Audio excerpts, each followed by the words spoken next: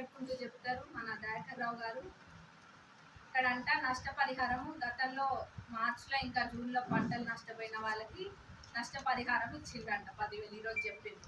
మరి నేను ఈరోజు 2-3 రైతులతోటి మాట్లాడటం జరిగింది. అప్పుడు నష్టపోయిన వాళ్ళతోటి ఎవరికి కూడా ఎక్కడ కూడా రాలేదు.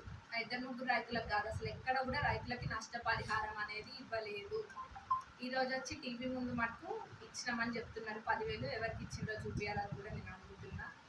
ఇదే కాదు, మా కాంగ్రెస్ ప్రభుత్వం ఎప్పుడు కూడా రైతుల పక్షాన్నే ఉంటుంది. ఎక్కడైనా రైతులకి ఏదైనా నష్టం జరిగినా కానీ మా ప్రభుత్వం, మా రేవంత్ అన్న అందరూ ఉన్నారు. ప్రభుత్వం దృష్టికి నేను తీసుకెళ్తా. రేవంత్ అన్న సహకారంతో మా ప్రభుత్వంలో మేము తప్పకుండా రైతులకి పక్షాన ఉండి వాళ్ళకి ఎటువంటి నష్టం జరగకుండా చూస్తాము. మరి ఫామ్ హౌస్ నుంచి బాగానే బయటకు వచ్చిండు. మరి మా కవితక్క తీహార్ జైల్లో కూడా అక్కడ పోయి ఉంటే ఇంకా బాగుండేది. ఎందుకంటే మా మండలం లేరు చూడడానికి ఆర్దెకరం తప్ప.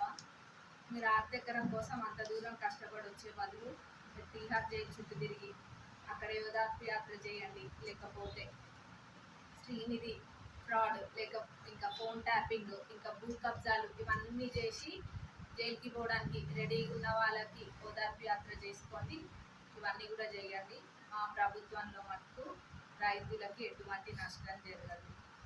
ఇంకా మీరు వర్షాకాలం ఎప్పుడు వచ్చిందన్నది ఒకసారి ఆలోచించండి. మా ప్రభుత్వం వచ్చినాకనా, మా ప్రభుత్వం రాకముందు